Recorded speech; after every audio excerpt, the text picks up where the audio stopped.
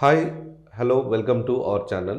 రాష్ట్ర ముఖ్యమంత్రి రేవంత్ రెడ్డి గారు ప్రభుత్వ సలహాదారుగా వేం నరేందర్ రెడ్డి గారిని నియమించుకున్నారు. అయితే ఈ విషయంపై పలు సామాజిక మాధ్యమాల్లో వేదికల్లో విమర్శలు వెల్లువెత్తుతున్నాయి. దీనికి గల కారణాలను తెలుసుకోవడానికి మనతో శ్రవణ్ కుమార్ గారు ఉన్నారు. వారిని అడిగి మరిన్ని వివరాలు తెలుసుకుందాం. నమస్కారం శ్రవణ్ కుమార్ గారు. నమస్కారం అండి. రేవంత్ రెడ్డి గారు వేం నరేందర్ రెడ్డి గారిని ప్రభుత్వ సలహాదారునిగా నియమించుకోవడం లోపల చాలా విమర్శలు వస్తున్నాయి. దానికి గల కారణాలు ఏమిటంటారు? వేం నరేందర్ రెడ్డి గారు నియమించడానికి అర్హతలు లేవని ఒకవైపు వాదన వినిపిస్తూనే ఉంది. అసలు అర్హతలు ఎందుకు లేవనే కాకుండా అర్హతలు ఏమున్నాయో దానికి సమాధానం చెప్తే ఈ ప్రశ్నకు సమాధానం దొరుకుతుంది. వాస్తవానికి ఆయనకు ప్రత్యేక అర్హతలు ఏంటో కూడా ఏమీ చెప్పకుండా వేం నరేందర్ రెడ్డి అనే తన శిష్యుడు, పార్ట్నరు లేదా తన బినామీ, తన అభిమాన వ్యక్తి అతనుకు ఈ రాష్ట్రాన్ని రాసిచ్చినట్టుగా తనకు నచ్చిన వాళ్ళకు రాసిస్తున్నట్టు ప్రభుత్వ సలహాదారుడిగా పెట్టుకోవడం అనేది విమర్శలకు గురవుతుంది. ఎందుకంటే ఆయనకున్న అర్హత కేవలం రెడ్డి అనేనా లేదా తన వ్యక్తిగత బినామీ అయినా ఏమిటికి ప్రభుత్వ సలహాదారుడిగా పనికొస్తాడు? ఆయన గతంలో ఏ ప్రభుత్వ శాఖల్లోనూ ప్రభుత్వాల దాంట్లో ఆయన ఏదైనా నిష్ణాతుష్టుడా, ప్రభుత్వ రంగ సర్వీసులో పనిచేసినవాడా, ఒక మంత్రి దగ్గర ఏమైనా పనిచేసినవాడా, ఒక ముఖ్యమంత్రి కార్యాలయంలో పనిచేసినవాడా, ఒక ఐఏఎస్ చదివాడా, ఐపీఎస్ చదివాడా, ఇతనికి సలహాదారుడిగా పనికొస్తాడు ముఖ్యమంత్రికి అంటే తన బినామీకి ఈ రాష్ట్రాన్ని పగ్గాలు ఇవ్వడం అనేటువంటి ప్రక్రియలో భాగంగానే ఇచ్చారా అని ఇక్కడ విమర్శలు వస్తూ ఉన్నాయి. అయితే ఇక్కడ వేం నరేందర్ రెడ్డికి ఇతనేమే ఎలా అంటే ప్రత్యేక అర్హతలు ఉన్న వ్యక్తి ఏం కాదు. ఇతను ఓటు నోటు కేసులో ఇతని కోసమే కదా రేవంత్ రెడ్డి జైలుకి వెళ్ళి చెప్పకూడదు వచ్చింది. వేం నరేందర్ రెడ్డిని తెలుగుదేశం ఆ రోజులు ఉన్నటువంటి తెలుగుదేశం నాయకుని తరపున, తెలుగుదేశం పార్టీ తరపున వేం నరేందర్ రెడ్డిని ఎమ్మెల్సీ చేయడానికి తన మిత్రుని, తన బినామీని, తన సిట్ అంటే సిట్టుకు రైట్ అంటే నిలబడే వ్యక్తిని తన బినామీగా పెట్టుకొని ఇతన్ని ఎలాగైనా చట్టసభలోకి తీసుకురావాలనే ఉద్దేశంతో ఆ రోజు చట్టాలని, ప్రజాస్వామ్యాన్ని అపహాస్యం చేస్తూ, తెలంగాణ ప్రయోగాన్ని అపహాస్యం చేస్తూ, ఆంధ్రులు వేసినటువంటి ఆ ఎంగిలి మెతుకులకు కకృతి పడుతూ ఆ రోజు సాక్షాత్తు గౌరవ శాసనసభను అవమానించే రీతిలోగా ఆ రోజు ప్రజాస్వామ్యాన్ని కూలీ చేస్తూ సబాస్టిన్ ఇదంతా మనకు తెలిసిందే. కెమెరాల సాక్షిగా లంచాలు ఇస్తూ కోట్ల రూపాయలను ఇస్తూ కెమెరాల సాక్షిగా దొరికి జైలుకి వెళ్ళాల్సిన పరిస్థితి కూడా అందరూ చూసిందే, ప్రత్యక్షంగా చూసిందే.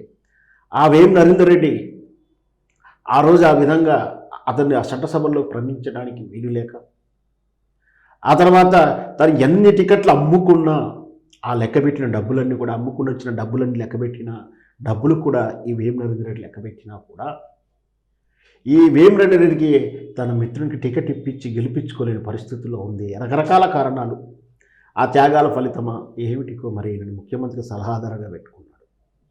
వెనకట ఒక సామెత ఉంటుందండి మన ఊర్లలో, కోటలకు శుద్ధి చెప్పి అత్త గడ్డేవాములు తిరిగినట్టు రేవంత్ రెడ్డి ఆ రోజు కేసీఆర్ని ఎందుకు సలహాదారులు పెట్టుకుంటామని ప్రశ్నిస్తూ కోర్టుకు వెళ్ళిన వైనం, వాళ్ళకు క్యాబినెట్ ర్యాంకులు ఇస్తావా అంటూ ప్రశ్నించిన రేవంత్ రెడ్డి ఈరోజు అదే క్యాబినెట్ ర్యాంకులు వాళ్ళ అనుంగ మిత్రులకు ఏ విధంగా సరైన అర్హతలు లేని వాళ్ళకు సలహాదారుగా నియమిస్తూ తన మిగతా అంటే ముఖ్యంగా 3 సలహాదారుల శాఖలను ఇవ్వడం జరిగింది.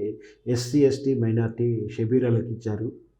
ఓకే, ఆ షబీర్ అలీ గారు అర్హుడే, ప్రత్యేకంగా అర్హుడే. తనకు కూడా ఇన్నాళ్ళు కాంగ్రెస్ పార్టీని నమ్ముకొని ఉన్న సీనియరు. సరే, ఎప్పుడు కూడా ఆయన ముఖ్యమంత్రి పదవి పోస్టుకు రాలే. వాస్తవానికి ఎప్పుడు కూడా ముఖ్యమంత్రి హోదాలో ఆయనకు అర్హత ఉంది. ఎందుకంటే మైనార్టీ వర్గంలో తరపున చూసినా కూడా, త్యాగాల విధానం చూసినా, సీనియారిటీ ప్రకారం చూసినా షబీర్ అలీ గారికి పుట్టింది. కానీ ఏనాడు కూడా సీఎం పోస్టుకు పోటీ పడుతున్నటువంటి వాతావరణం అయితే ఎప్పుడు కూడా చూపించలేదు. అందుకే ఈయన సీఎం రేసులో రెడీ కాబట్టి ఇతను మనసు కన్సర్న్ చేసుకొని ఒక మంచి పోస్ట్ ఇచ్చాడు కూడా చెప్పవచ్చు. ఎవరైతే సీఎం పోస్టులు ఉన్నారో వాళ్ళందరికీ దూరంగా పెట్టాడు. ఇంకా నెక్స్ట్ ఇంకొకటి ప్రోటోకాల్ దానికి తన ఇంకొక మిత్రునికి ఇచ్చాడు, వేణుగోపాల్ గారికి. సరే, అది కూడా ఆయన పెద్ద అర్హుడు కాదు, ఆ అనర్హతలు ప్రత్యేకంగా ఏం లేవు. కేవలం ఇతని మీదనే ఎందుకు వస్తుంది అంటే ఇతనికి కేవలం రెడ్డి అని సామాజిక వర్గం ఉండడం వల్లనే ఇచ్చాడా, తన బినామీ వల్ల ఇచ్చాడా, ముఖ్యమంత్రికి సలహా ఇచ్చేంత అనుభవం ఆయనకి ఏముందో ఒకసారి ప్రజలకు తెలియచేసి ప్రమాణ స్వీకారాన్ని చేయించుంటే బాగుండేది. ఏదైతే తను విమర్శించి ఏదైతే ఆనాడు బీఆర్ఎస్ పార్టీ కేసీఆర్ని విమర్శించి ప్రశ్నించి తాను హీరో అవ్వడం కోసం కుయుక్తులు చేసిన రేవంత్ రెడ్డి ఖచ్చితంగా వీటికే ఆ ప్రశ్నలకి మళ్ళీ ఇతను రేపు ప్రజాకోర్టులో సమాధానం చెప్పాల్సి ఉంటుంది. ఖచ్చితంగా ఆనాడు ప్రశ్నించకుంటే ఈనాడు ఎవరు కూడా ఆయనని ఈ విధంగా విమర్శించే వాళ్ళు కాదు. ఇది చెప్పేదంతా సోషల్ మీడియాలో జరుగుతున్నటువంటి చర్చ.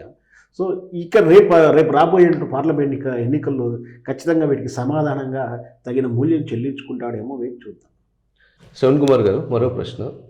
ఓటుకు నోటు కేసులో రేవంత్ రెడ్డి గారు పట్టుబడినప్పుడు స్టీఫెన్సన్ గారితో వీడియోలో స్పష్టంగా మాట్లాడుతూ దొరికిపోయాడు. రాబోయేది మా రెడ్డి సామాజిక వర్గ రాజ్యమే తెలంగాణలో అంటూ మాట్లాడారు. అయితే ఇప్పుడు ప్రస్తుతం జరుగుతున్న పరిణామాలు, వివిధ కార్పొరేషన్ల చైర్మన్లు కానీ అన్ని రెడ్డి సామాజిక వర్గానికి చెందిన వాళ్ళనే నియమిస్తున్నారు కదా. ఇప్పుడు అంటే రేవంత్ రెడ్డి గారు అదే దిశలో పయనిస్తున్నట్టు అనుకోవచ్చా? ఖచ్చితంగా అండి. ఆ రోజు ఆ తెలుగుదేశం ఆంతరింగులు కానీ చాలా ముఖ్య నాయకులు చెప్తున్నటువంటి విషయం కూడా ఇదే. ఈ కేసీఆర్ ప్రభుత్వం నేను పడేస్తాను, నన్ను ముఖ్యమంత్రి చేస్తే నేను పడేస్తాను, నువ్వు చెప్పినట్టు నీ బినామీగా నేను ఉంటాను, ఇక్కడ వెలమల రాజ్యం రాకూడదు, రెడ్డి రాజ్యం రావాలి, అందుకనే మీ ప్రయత్నం చేస్తున్నానంటూ రేవంత్ రెడ్డి తరచూ చెప్పేవాడని, ఈ విషయాన్ని చంద్రబాబు నాయుడు చెప్తే అతను ఎండారు చేయడంతో మంచి జరిగితే మంచిదే కదా అని చెప్పి కావాల్సిన ఖర్చు ఏదో నేను పెట్టుకుంటాను ప్రయత్నం చేయడం, ఒక ట్రైల్ వేయడం, మేము ఇక్కడ రాష్ట్ర ప్రభుత్వం పడేస్తున్నాము మీరు సహకరిస్తారని చెప్పి ఢిల్లీ పెద్దలతోటి మాట తీసుకోవడం, వాళ్ళు ఆశ్చర్య పొందడం కూడా జరిగిందని కూడా తెలుగుదేశం రాజకీయ చర్చల్లోనూ మీడియా చర్చ పెద్ద పెద్ద వాళ్ళలో చర్చ అంటే ఆ రోజు కూడా ఇది అబద్ధమా అంటే మీరు చెప్పినట్టే స్టీఫెన్ గారితో మాట్లాడుతూ స్పష్టంగా చెప్పాడు అది రెడ్డి రాజ్యం వస్తుందని. ఈరోజు చూస్తే అంటే ఆ రోజే ముఖ్యమంత్రిగా ఆయన టార్గెట్ పెట్టుకొని ఆ రెడ్డులు తప్పించి ఇంకెవరు పరిపాలించొద్దా అని ఆయన అనుకొని కేసీఆర్ ప్రభుత్వం పడేయాలనుకొని సరే ఆ విధంగా ప్రయత్నం ఫెయిల్ అయినప్పుడు ఇంకో రకంగా ప్రాపకండం నెగటివ్ ప్రచారంతో కేసీఆర్ చేసిన వైఫల్యాలను టార్గెట్ చేస్తూ గోరంతల్ని కొండంత చేస్తూ సరే అది ప్రజాస్వామ్య పద్ధతిలోనే నిజమించు ఆయన అధికారంలోకి వచ్చినాక చూడబోతే అదే జరుగుతుంది. నియామకాలు అందరూ కూడా రెడ్డి రాజ్యాలనే ఇస్తున్నారు, రెడ్డి వాళ్ళకే ఇస్తున్నారు. మహేందర్ రెడ్డి గారికి ఆ రోజు ఎంత విమర్శించిండు రేవంత్ రెడ్డి, ఈరోజు మహేందర్ రెడ్డికి అత్యుత్తమైనటువంటి పోస్టులో కూర్చోబెట్టాడు. దాంట్లో కూడా కమిటీ సభ్యుల్లో కూడా విమర్శలు వస్తున్నాయి. దాంట్లో కూడా రెడ్డి సామాజిక వర్గానికి ఇంకొక ఆంధ్ర వాళ్ళకు కూడా టీపీఎస్పీఎస్లో డైరెక్టర్గా నియమించారని. సో ఇదంతా కూడా ఏంటి అంటే వాళ్ళకు నిజంగా కూడా ఆ రోజు రేవంత్ రెడ్డి అన్నది అమలు చేస్తున్నాడే అనిపిస్తుంది. నిజంగా కూడా దాని సాక్ష్యాలే కనిపిస్తున్నాయి. కాబట్టి ఖచ్చితంగా టార్గెటెడ్గా పనిచేసాడు, కుట్రతోటి పనిచేసాడు మనం భావించాం. ఎందుకంటే తెలంగాణ ఉద్యమం అంటే కులము మతానికి అతీతంగా సామాజిక వర్గాల సబ్బండ వర్గాలు కలిసి ఉద్యమాన్ని చేశాయి. అదే ప్రభుత్వ పాలన కూడా అదే విధంగా ఉండాలని చాలా సమాజం ఆశిస్తున్నది. ఈ తరుణంలో ఇలాంటి వివాదంగా మారుతున్నాయి ప్రస్తుతానికి రేవంత్ రెడ్డి గారి నియామకాలు అని చెప్పేసి అనుకోవచ్చా? ఖచ్చితంగా అతని ఇప్పుడు ఆయన పోర్ట్ఫోలియో చూసినా, ఆయన కాంగ్రెస్ ఎమ్మెల్యే టికెట్ విధానం చూసినా అంతా కూడా ఆయన సామాజిక వర్గానికే మొదటి ప్రాధాన్యత ఇస్తున్నాడు. మనం వేచి చూద్దాం. ప్రాధాన్యత ఎలా ఇచ్చినా కూడా పరిపాలన విషయంలో ప్రజలకు అందించాల్సిన ప్రయోజనాల విషయంలో తారతమ్యం లేకుండా ఇవ్వగలిగితే, ఎందుకంటే మనకు వచ్చి కూడా 3 వారాలు దాటి 4వ వారం దాటింది, అంతవరకే ఒక నెల దాటిందని చెప్పొచ్చు. ఇంకా సుదీర్ఘమైన కాలం ఉంది. మరి ఆ కాల పరీక్షలో అతను నిలబడతాడో లేడో మనం వేచి చూద్దాం. ధన్యవాదాలు శ్రవణ్ కుమార్ గారు. థ్యాంక్ యూ అండి.